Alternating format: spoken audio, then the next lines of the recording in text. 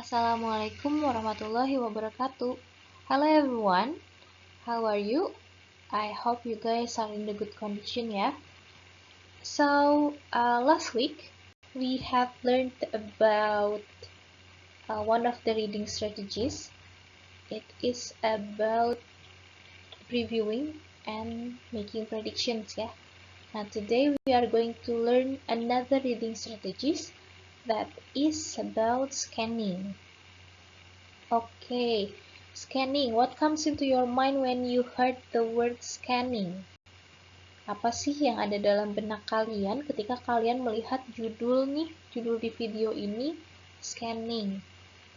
Apakah alat scan yang biasanya digunakan untuk men-scan dokumen? Atau scanning ini, label di tempat belanja? Oke, scanning yang mana? Bukan scanning itu ya. Yang akan kita bahas adalah scanning dalam reading strategy. Pernah nggak kalian itu mau cari kontak di HP? Terus, misalnya kalian mau cari kontak Mamang Galon. Nah, itu kan berarti diawali dengan huruf M ya. Itu kalian klik di kontak HP kalian huruf M, kemudian melihat atau mencari di antara nomor-nomor yang berawalan dengan huruf M, mencari nomor telepon Mamang Galon.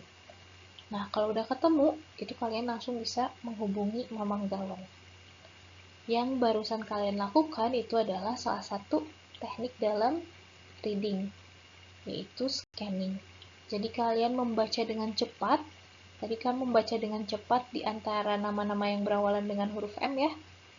Nah, dicari yang mau kalian cari, karena tadi kalian mencari Mamang Galon. Nah, itu dicari atau di-scan kata Mamang Galonnya. Atau pernah nggak waktu ke Borma nih, mau belanja bulanan sama teman-teman kos, itu kalian ceritanya mau beli Indomie goreng. Kalian udah tahu kan ya, kalau Indomie goreng itu tulisannya Indomie, terus bungkusnya warna putih. Nah, itu kalian datang ke rak yang isinya mie semua. Terus kalian karena sudah tahu nih mau beli Indomie goreng, itu kalian scan rak mie-nya dari yang paling ujung ke ujung lagi dengan cepat, dengan menggunakan kedua mata kalian, mencari bungkus mie yang warnanya putih dan bertuliskan Indomie goreng. Itu juga yang kita sebut sebagai scanning. Atau ada lagi, misalnya kalian mau beli deterjen di Borma, ini masih di Borma, mau beli deterjen yang harganya paling murah. Kan nggak tahu ya yang murah itu apakah misalnya Rinso atau Soklin atau Molto, kita nggak tahu ini. Nah, kalian melakukan scanning ke label harga deterjen tersebut. Misalnya kalian mau cari yang harganya itu di bawah 10.000. Karena udah tahu nih mau cari yang di bawah harganya di bawah 10.000, itu kalian melakukan scanning atau membaca cepat ke label-label deterjennya. Terus misalnya ketemu ada yang harganya 9.800, itu berarti kalian sudah menemukan looking for your information about something that you seek gitu. Jadi kalian udah menemukan apa yang kalian cari dengan tadi cara scanningnya. Nah, 3 contoh yang barusan saya sebut itu adalah contoh scanning atau membaca dengan cepat dalam reading yang biasa kita lakukan sehari-hari. Jadi tidak hanya membaca teks gitu ya, tapi membaca apapun itu, ternyata kita sering melakukannya dalam kehidupan sehari-hari. Tanpa kita sadari bahwa kegiatan yang kita lakukan itu adalah yang kita sebut sebagai scanning. Okay, so what is scanning? Scanning is a very fast reading. It is a very high-speed reading that you do when you are looking for a specific piece of information. Nah, di sini jelas ya, scanning itu membaca dengan cepat. Membaca dengan cepat yang seperti apa? Yang ketika kalian sudah tahu informasi apa yang kalian ingin cari. Jadi kayak tadi saya bilang, kalian mau cari deterjen yang harganya di bawah 10.000.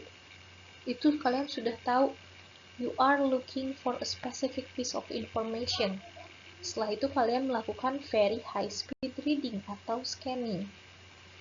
Oke, jadi membaca dengan cepat di sini atau scanning di sini itu ketika kita membaca dengan cepat dan ketika kita sudah tahu informasi apa yang ingin kita cari.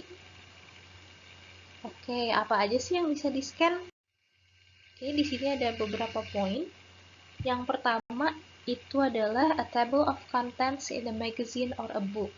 Nah, biasanya kalian melakukan scanning ini ya di daftar isi majalah atau buku. Misalnya mau cari materi mengenai reading strategy dalam satu buku, terus kalian itu tidak membaca satu-satu semua daftar isi, tapi membaca dengan cepat dan mencari kata reading strategy. Ya kan? Nah, itu kalian sudah melakukan scanning di table of contents in a magazine or a book. And then the next one, we have an index in a textbook.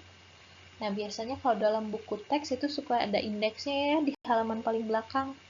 Ini sama, kalian melakukan scanning seperti tadi, misalnya cari reading strategy tadi, mencarinya yang kata strategi. Itu dibaca dengan cepat. Tidak ngecek satu-satu, tidak dibaca satu-satu, tapi kalian melakukan scanning mencari kata strategi. And then the next one, we have a timetable. Buat apa nih nge-scan jadwal? Bisa jadi ya, kayak kemarin nih kita baru masuk perkuliahan, itu kan jadwal PAI ada dari mulai semester 1 sampai semester 7. Sedangkan kalian ada di semester 3. Nah, itu kalian pasti nggak baca satu-satu kan? Jadwal mahasiswa semester 1, semester 1A, 1B, 1C, nggak kayak gitu kan? Tapi kalian pasti melakukan scanning. Misalnya, scanning yang pertama dicari dulu kata semester 3. Sudah ketemu kata semester 3, kalian scanning lagi kelas A atau kelas B. Nah, itu kalian sudah melakukan scanning a timetable. Okay, and then the next one, we have the ads in a newspaper. Ini juga sama ya. Misalnya kalian mau cari lowongan pekerjaan, itu di koran kan pasti banyak banget ya lowongan pekerjaan, tidak hanya 1-2 lowongan saja.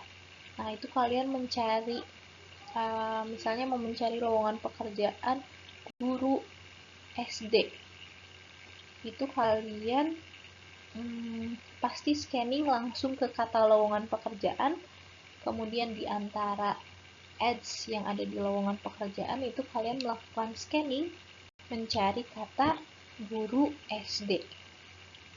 Oke, itu yang kalian lakukan, scanning dalam iklan di koran ya. And then the next one, we have a list of movies in the newspaper. Ini biasanya ada daftar jadwal bioskop dan ada jadwal siaran TV ya, kalau di koran. Nah, kalian ceritanya mau nonton Azab nih di Indosiar. Yang kalian lakukan tidak membaca satu-satu list of movie-nya, tapi kalian mencari atau membaca dengan cepat kata Indosiar. Setelah itu kalian scan lagi kata Azab. Ini udah ketahuan, misalnya Azab diputarnya jam 1 siang, itu kalian sudah found the information that you are looking for. And then the next one, we have a telephone book. Sama ini juga ya. Kalau zaman dulu ada buku telepon. yang tebal banget warna kuning namanya yellow page. Nah, itu kalian bisa scanning nomor telepon di sana menggunakan biasanya nama pemilik rumahnya ya, nama kepala rumahnya atau nama orang yang terdaftar di telepon tersebut. And then the last one, the pages of a dictionary. Nah, ini juga sama seperti indeks tadi, sama seperti yang saya ceritakan di slide sebelumnya mengenai kontak di HP. Jadi ketika kalian mencari definisi misalnya dalam kamus, itu tidak dibaca satu-satu dari huruf A. Kebayang dong ya kalau kita nyari arti kata misalnya yawn, itu kan di huruf Y, terus kita baca satu-satu dari A, kapan lagi ketemunya? Nah, kita melakukan scanning atau membaca dengan cepat. Caranya, scanning dulu huruf Y, setelah itu scanning huruf Y, A, W, dan terakhir N, yawn. Nanti ketemu artinya apa. Tuh, jadi itu beberapa yang bisa kalian scan. Beberapa hal yang bisa kalian scan. Nah, ada juga nih yang nggak bisa di-scan. Seperti apa? Okay. This one. The first one is a mystery story. Kenapa nih kalau mystery story nggak di-scan? Kebayang kalau misalnya mystery story itu kan pasti ada plot-plot yang horornya ya. Terus ketika kalian scan, itu tidak dibaca dengan seksama, nanti bisa hilang unsur kehororannya. Jadi sebaiknya untuk mystery story, you don't have to scan that. And then the next one, we have a textbook for an important course. Ini buku-buku teks yang penting. Misalnya, banyak ya buku-buku yang penting, itu sebaiknya tidak di-scan. Karena nanti takutnya ada beberapa hal penting yang kita lewatkan ya. And then the next one, we have important papers from a lawyer. Nah, ini dokumen penting dari pengacara, juga sama, harus dibaca satu-satu, tidak boleh di-scan. And then the next one, a map for finding your way home. Ini juga sama. Kalau misalnya kita lagi lihat maps, itu nggak boleh di-scan. Kenapa? Kalau misalnya nanti ada yang kelewat, nanti ujung-ujungnya kita bisa nyasar ya. So you don't scan a map. And then the next one, we have a poem. Ini juga sama kayak mystery story tadi. Kalau kita scanning poem, nanti ini esensi puisinya bisa hilang ya. Jadi tidak menyentuh atau tidak menarik gitu kalau misalnya kita scan. And then the last one, a question on a test. Nah, ini dia. Untuk pertanyaan dalam tes sebaiknya kita tidak scan. Tapi untuk mencari jawaban terhadap satu pertanyaan, misalnya mencari jawabannya tentu saja dalam reading text, it's okay to scan the text. Jadi boleh di-scan itu teksnya, tapi kalau pertanyaannya itu tidak di-scan, ya. Oke, di sini saya punya contoh. Judulnya Things I Need to Buy for School. Ada 10 barang yang harus dibeli. Coba kalian lihat apakah di sana ada dictionary.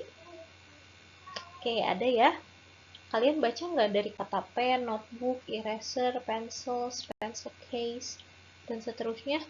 Nggak dibaca satu-satu, tapi kalian scanning di table ini mana kata dictionary, ya kan?